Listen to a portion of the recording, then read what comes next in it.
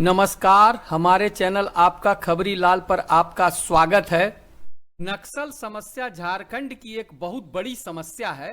इस समस्या के खिलाफ क्रांतिकारी विधायक जयराम महतो ने अपनी आवाज बुलंद कर दी है।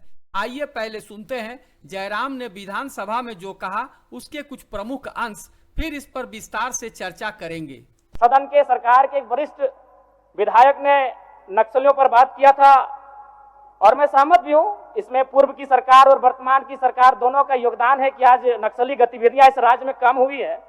लेकिन अध्यक्ष महोदय, सवाल मेरा ये है और मेरा कहना भी ये है, अभी वर्तमान में अगर आप झारखंड पुलिस की ऑफिशियल वेबसाइट को जांचेंगे तो वहां 72 नक्सलियों की सूची है। अगर आप उनके नामों को पढ़ेंगे अध्यक्ष महोदय, मैं 2-3 नाम पढ़ ही देता हूं। मिसिर बेसरा, प्रयाग माझी, अजय महतो, सुभाष महतो।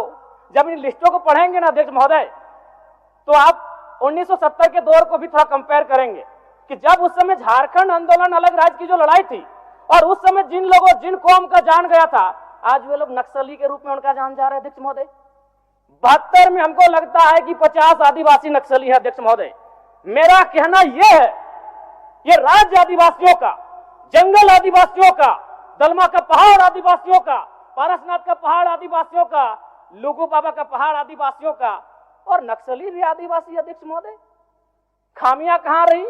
आखिर क्या कारण रहा कि एक आम आदिवासी नक्सली गतिविधियों की ओर प्रभावित हो? अध्यक्ष महोदय, बहुत ही गंभीर विषय है।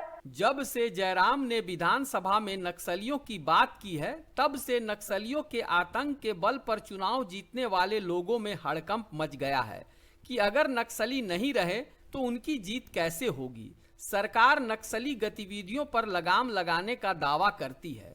ये सच भी है कि नक्सली गतिविधियों में कमी आई है, आना भी लाजमी है। जब सरकार का परोक्ष समर्थन मिल रहा हो तो फिर तांडव मचाकर अपना खौफ पैदा करने की जरूरत क्या।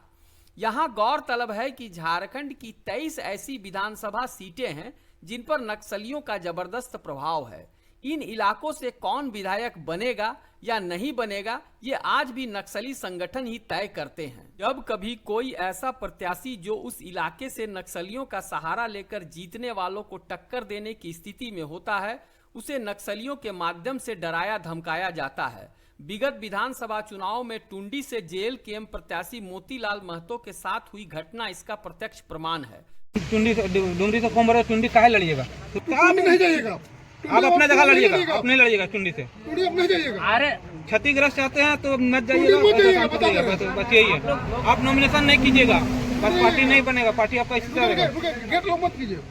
जयराम माँ तो बोला पानी का बुलबुला जैसा है, पानी के बुलबुला जैसा चल जाएगा। झारखंड में 0/0 है जयराम। जिंदगी से मजाक कर रहे हैं जी आप लोग। मत लड़िएगा। नक्सलियों का सहारा लेकर ही जयराम को भी रोकने की कोशिश की गई थी। ये अलग बात है कि इस पर दूसरा मुलम्मा चढ़ाने की कोशिश की गई थी। जयराम डरने वाले तो है नहीं, उन्होंने भी इसका मुंहतोड़ जवाब दिया था।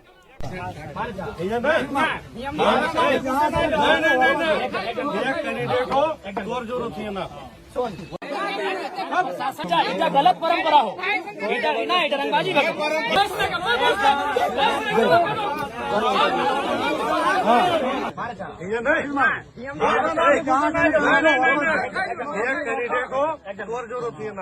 ये खेल कोई नया नहीं है। पहले भी जिन नेताओं ने झारखंड में आगे बढ़ने की कोशिश की, उनकी नक्सलियों के द्वारा हत्या तक करवा दी गई। चतरा में बीजेपी नेता भुवनेश्वर साहू, चिलखारी, गिरिडीह में बाबूलाल मरांडी के बेटे अनूप मरांडी, घाटशिला में सांसद सुनील महतो, विधायक रमेश सिंह मुंडा, गुरुचरण नायक जैसे तमाम उदाहरण हैं। राज्य सरकार को भी इससे कोई दिक्कत नहीं, क्योंकि सरकार इन नक्सलियों को संरक्षण देती है और नक्सली इनके राज को कायम रखने में मदद देते हैं। जेल में भी इनकी सुख सुविधाओं का पूरा ख्याल रखा जाता है। जरा कमर की ये लचक देखिए,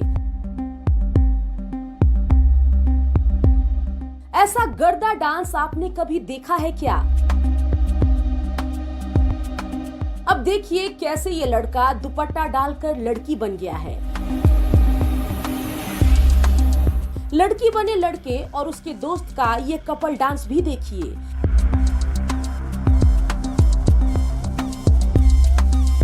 ये मजे वाला वीडियो किसी बॉयज हॉस्टल का नहीं बल्कि जेल का है। जेल के अंदर का ये वीडियो वायरल है। इस वीडियो में कुछ कैदी एक वार्ड में नाचते मस्ती करते नजर आ रहे हैं। सबसे बड़ी बात यह है कि जेल के अंदर मोबाइल और स्मार्टफोन पर पूरी तरीके से प्रतिबंध रहता है। बड़ा सवाल है कि ऐसे में स्मार्टफोन कैसे जेल के अंदर पहुंचा और कैदी आराम से कैसे मोबाइल से वीडियो शूट कर रहे हैं। अगर कोई नक्सली कुछ दिनों तक जेल से बाहर का आनंद लेना चाहता है तो उसे जेल से जानबूझकर फरार करवा दिया जाता है। 1 फरवरी को सबसे सुरक्षित जेलों में से एक रांची के होटवार जेल से नक्सली समीर तिर्की का फरार हो जाना इस महाजाल का पर्दाफाश करता है। रांची के सेंट्रल जेल से उम्र कैद का कैदी फरार हो चुका है। जो कैदी के फरार होने की जो खबर सामने आ रही है, गुरुवार रात करीब 9 बजे का मामला है, लेकिन अब तक पुलिस को कोई भी सुराग नहीं मिल पाया है कि कैदी कहां फरार होके गया है। कैदी का नाम समीर तिर्की बताया जा रहा है, जो उग्रवादी भी रहा है और वो उम्र कैद की सजा काट रहा था। कहा जा रहा है कि 22 फीट की दीवार को उसने फांदकर फरार हुआ है। मतलब एक खूंखार नक्सली जेल से फरार हो जाए और जेल प्रशासन को लंबे समय तक इसकी खबर तक न लगे। जनता को उल्लू समझती है ये सरकार। कुछ निम्न तबके के कर्मचारियों को सस्पेंड कर दिया जाता है, फिर कुछ दिन तक जब इन नक्सलियों का बाहर में मन भर जाता है तो पुनः उसे मुठभेड़ में गिरफ्तार दिखाकर जेल में वापस डाल दिया जाता है और फर्जी मुठभेड़ का नेतृत्व करने वाले अधिकारी को पुरस्कार देकर सम्मानित करके खेल खेला जाता है। यह खेल जल्दी ही आप लोगों को समीर तिर्की के मामले में भी देखने को मिलेगा। हद तो तब हो जाती है जब जानबूझकर इन भोले भाले आदिवासियों को नक्सली बनने के लिए प्रेरित किया जाता है। जयराम ने इस पर भी सवाल उठाया। नक्सलियों का सहारा लेकर सत्ता में आने वाले लोग अपने इस काले खूनी खेल पर प्रहार होते देखकर तिलमिला उठे और सदन में टोका टाकी करना शुरू कर दिया, मगर जयराम ने इन स्वार्थी तत्वों को चुप करा दिया। आप क्या कहना चाहते हैं? मैं ये कहना चाहता हूँ, व्यवस्था में आपको व्यवस्था में रह के चीजों को व्यवस्थित करना होगा। ये आप क्या कह रहे हैं अध्यक्ष महोदय? मेरा कहना यह है कि एक आम व्यक्ति क्यों, मैं कह रहा हूँ असंवैधानिक लोग हैं क्या? मंत्री मैडम एक तो 1 मिनट का समय बाधित कर रही हैं। क्यों बाधित करेंगी? क्यों बाधित करेंगी?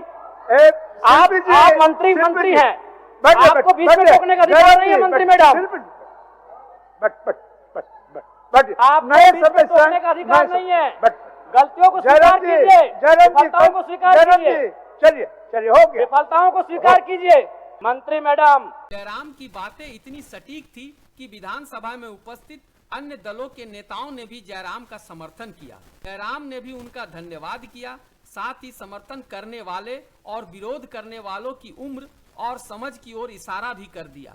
यही एक्सपीरियंस, अनुभव, जिस मंत्री ने हमें अवरोध उत्पन्न करने का कार्य किया, जिस मंत्री ने, उसकी उम्र में और जिस मंत्री ने मेरा समर्थन किया उसकी उम्र में बहुत अंतर है।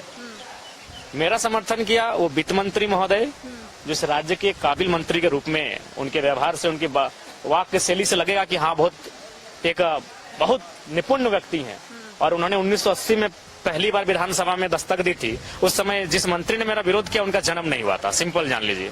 तो इसलिए ये विषय यहीं पे घटनाक्रम को ये एक नया मोड़ मिल जाता है कि मेरा समर्थन किसने किया, जो 1980 में विधायक बन के गए हैं, और मेरा विरोध किसने किया, जो 1989 में पैदा नहीं हुई थी। समीर तिर्की का जेल से भागना इस खेल की ओर स्पष्ट इशारा करता है कि झारखंड में जब तक जयराम महतो जैसे ईमानदार नेता मुख्यमंत्री की कुर्सी पर नहीं बैठेंगे तब तक राज्य से नक्सल समस्या समाप्त नहीं होगी।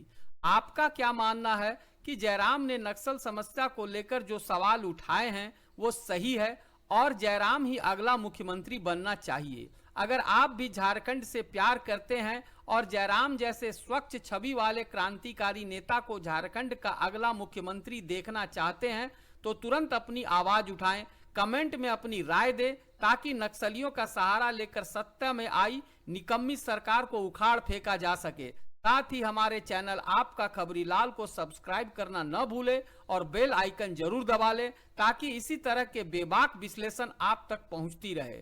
धन्यवाद।